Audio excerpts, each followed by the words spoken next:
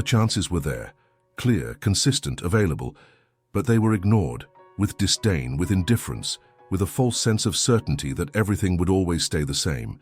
But no one can remain invisible forever. There comes a time when absence sets in, and when it arrives and it doesn't announce itself. Presence doesn't beg, presence doesn't plead.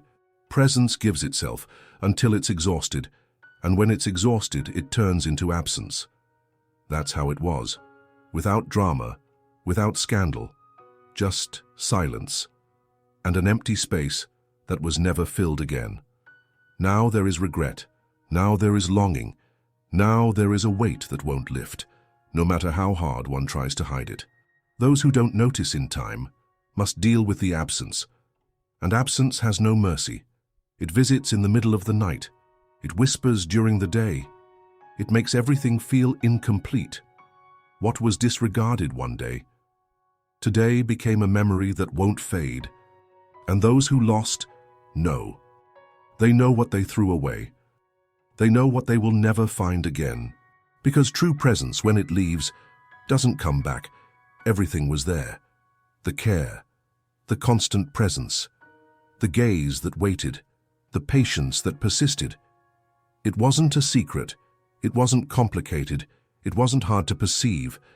But it was ignored, like someone watching a garden bloom and turning away, like someone hearing a stay spoken with their whole body and preferring silence.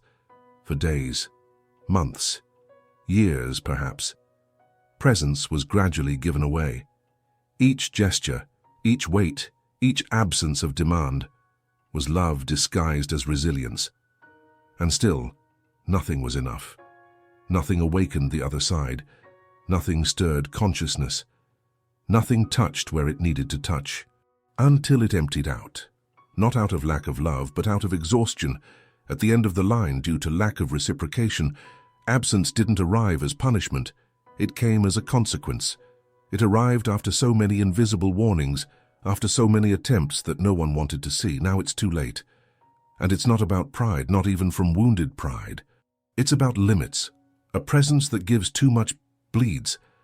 And when it bleeds, it disappears. It disappears in silence. It fades away gradually. It goes in a way that you don't even notice at first. But when absence settles in, there's no turning back. Because it spreads. It starts in the empty spaces.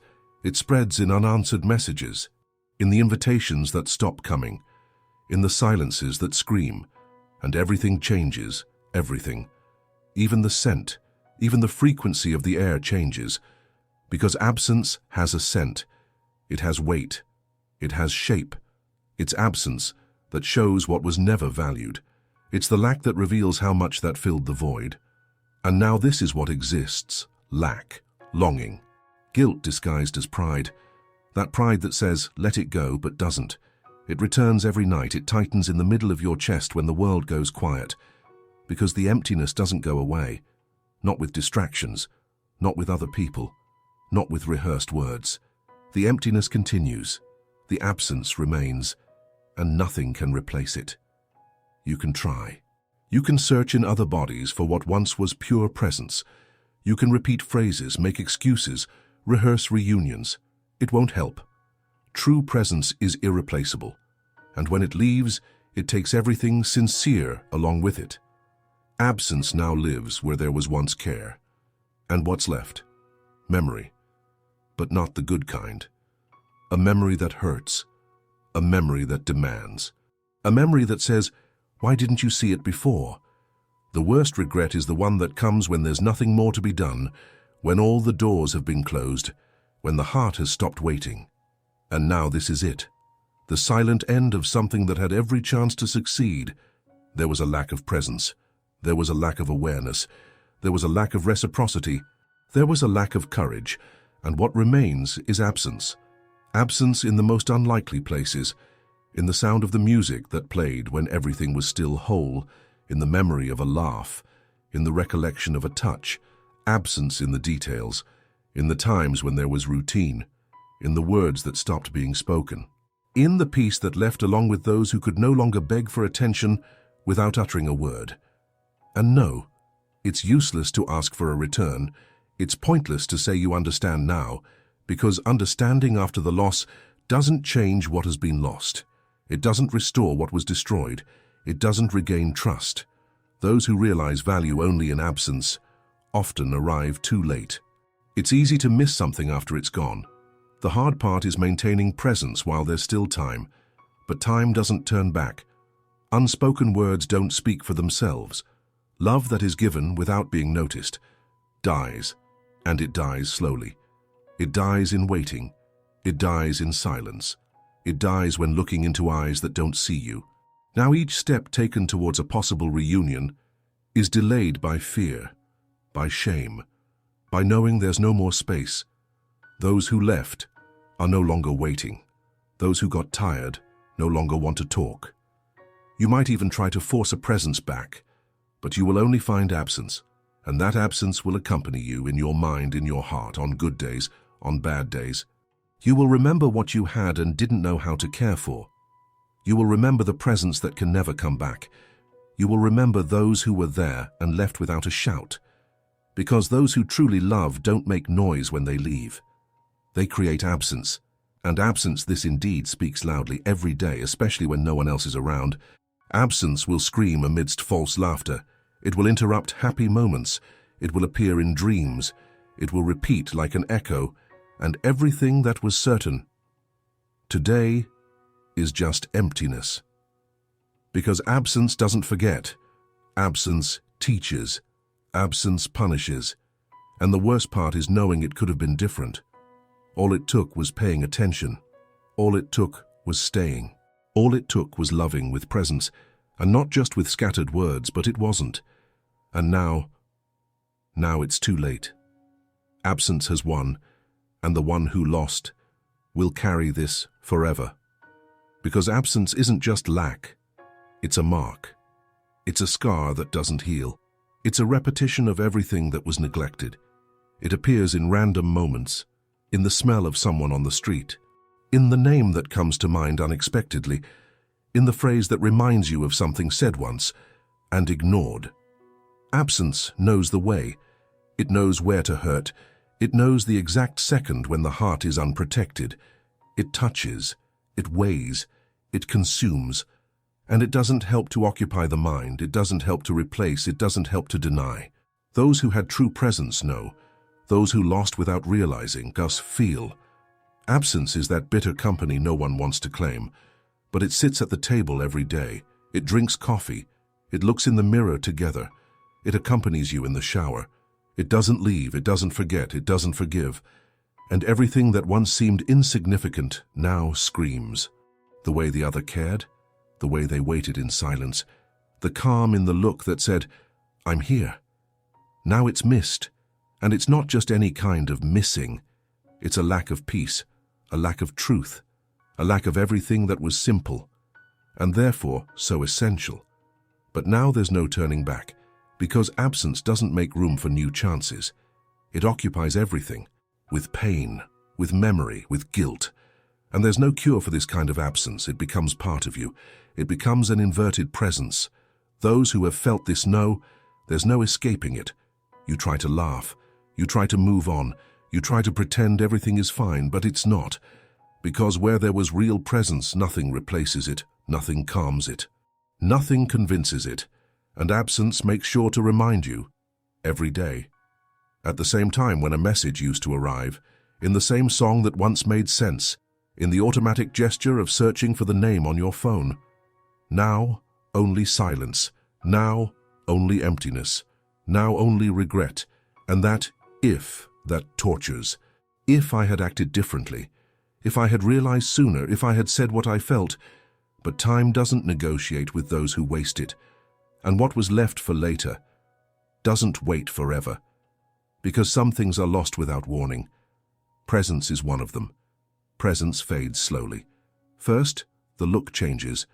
Then the touch cools. Then the words stop flowing. And in the end, the body leaves, but the soul had already departed long before and no one saw. Or maybe they did, and chose to ignore it. Now, the absence speaks, and it speaks loudly, louder than any explanation, louder than any attempt to regain what was lost. because there's no way to reclaim what wasn't valued while it was near, and what left unnoticed doesn't come back to be acknowledged too late. That is the punishment, to remember, to feel, to carry inside, outside, and even if no one notices, the gaze gives it away. Absence has this power, to turn even a glance into a confession. It's a look that pleads for something that once was, but it doesn't return. Because what was left to die doesn't bloom again just because longing has appeared. Longing doesn't resurrect. Longing indicts. And each memory now is a sentence. Each silence is an answer. Each attempt to feign normality is just another layer of pain. Absence has become routine. It has become shadow. It has become part of the identity of those who remain. And the worst? There's no one to share it with. Because absence can't be explained, can't be told, can't be shown on social media.